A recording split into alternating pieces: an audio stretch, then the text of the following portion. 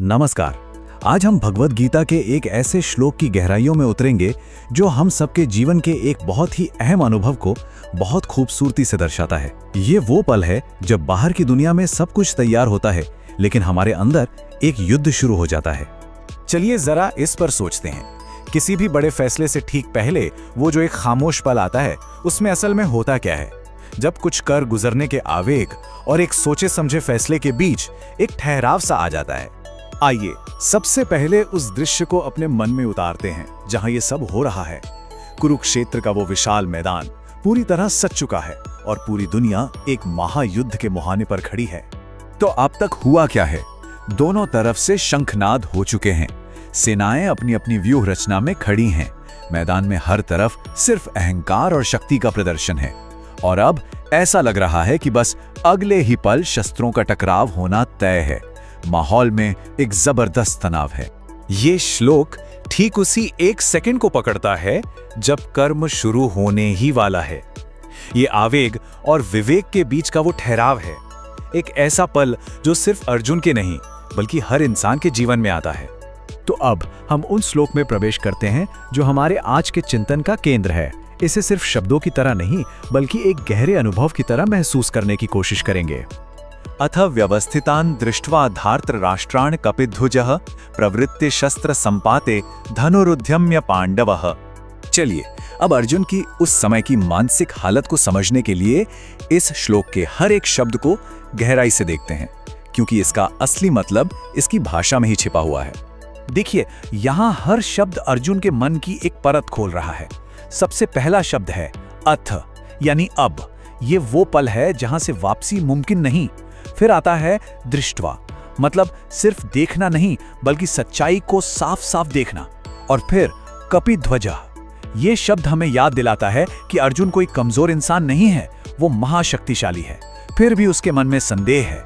उसका शरीर धनुरुद्यम्य, धनुष उठाकर युद्ध के लिए तैयार है, पर उसकी आत्मा सवाल कर रही है। और अंत में वो बिना सोचे समझे कुछ करने की जगह अपने अंदर के विवेक यानी ऋषिकेश की ओर मुड़ता है। तो ये जो अर्जुन की हालत है, ये कोई हजारों साल पुरानी कहानी नहीं है। चलिए इस प्राचीन ज्ञान को आज के मनोविज्ञान से जोड़कर देखते हैं। ये 20वां श्लोक उस हालत को दिखाता है जिसे आज हम डिसीजन पैरालिसिस कहते हैं, मतलब फैसला न ले पाने की स्थिति। इस तस्वीर को देखिए जरा। एक तरफ अर्जुन के पास बाहर से सब कुछ है, कौशल है, संसाधन है, शारीरिक बल है, वो पूरी तरह से तैयार है। लेकिन दूसरी तरफ अंदर एक खालीपन है। मन में स्पष्टता नहीं है, अपने ही मूल्यों से टकराव हो रहा है और एक गहरा नैतिक संदेह उसे घेरे हुए है। और यही दुविधा, यही पैरालिसिस आज भी हमें कई बार आगे बढ़ने से रोक देता है। अब एक बहुत जरूरी सवाल पर आते हैं कि कृष्ण अभी तक चुप क्यों हैं और अर्जुन का ये जो भ्रम है ये इतना जरूरी क्यों है? असल में ज्ञान की शुरुआत हमेशा एक सच्चे सवाल से ही होती है। ज्ञान का रास्ता अक्सर इन 3 पड़ावों से होकर गुजरता है।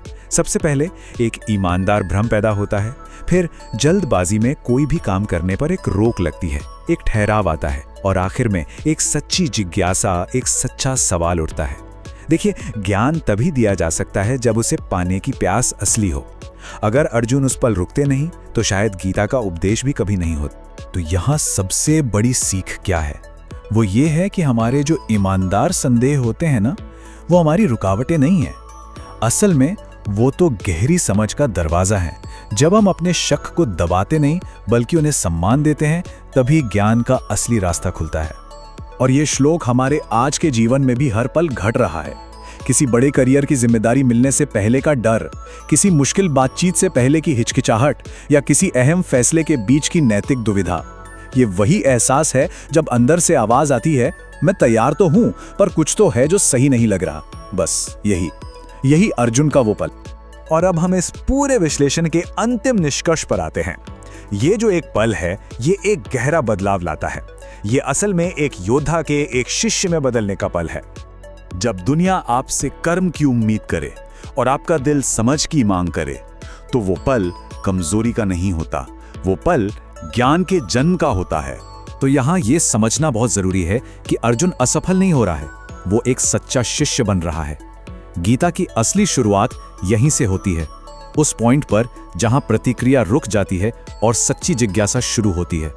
और अंत में एक विचार के साथ आपको छोड़ते हैं। जब अहंकार शांत हो जाता है तब इंसान पूछता क्या है। इसी सवाल के साथ हम आगे के श्लोकों की यात्रा के लिए एक जमीन तैयार करते हैं।